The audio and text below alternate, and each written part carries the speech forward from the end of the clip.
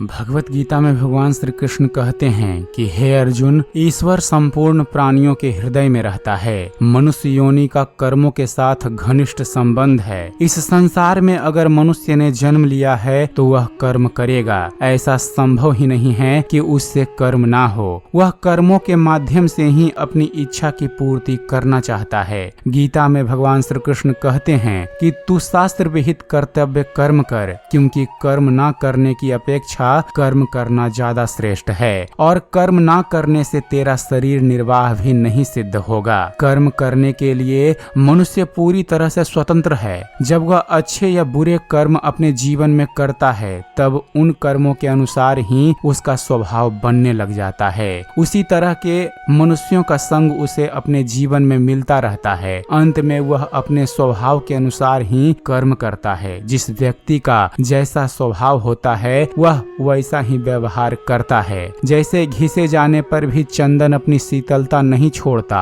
और कस्तूरी कीचड़ में सने होने पर भी अपनी सुगंध नहीं छोड़ती। अज्ञान बस मनुष्य यह भूल जाता है कि कर्मों की गति बहुत ही सूक्ष्म है। अच्छे या बुरे कर्म को भलीभांति विचार करके ही अपने जीवन में करना चाहिए। कार्य चाहे छोटा हो या बड़ा, बुद्धिमान मनुष्य को उन्हें बुद्धि से युक्ति पूर्वक और विनम्रता से पूरा करना चाहिए, न कि अभिमान और ईर्ष्या पूर्वक। महाभारत इस बात का गवाह है कि पांडवों से ईर्ष्या रखते हुए कर्म करने पर अभिमानी दुर्योधन ने अपने संपूर्ण कुल को नष्ट कर दिया। हमें अपने जीवन में हमेशा यह ध्यान रखते हुए ही अपने कर्म करने चाहिए कि अशुभ कर्म से दुख और शुभ कर्म से सुख की प्राप्ति होती है। भगवत गीता में भगवान श्री कृष्ण कहते हैं, योगः कर्मसु कौशलम, यानी कर्म को कुशलता पूर्वक करना ही योग है। इसलिए शास्त्रों से हमें अपने कर्मों में कुशलता लाना सीखना चाहिए। बुद्धिमान मनुष्य सदा ही बड़े आदर पूर्वक शुभ कर्म ही करते हैं और शरीर से, मन से और वाणी से सभी प्राणियों का कल्याण करते हैं।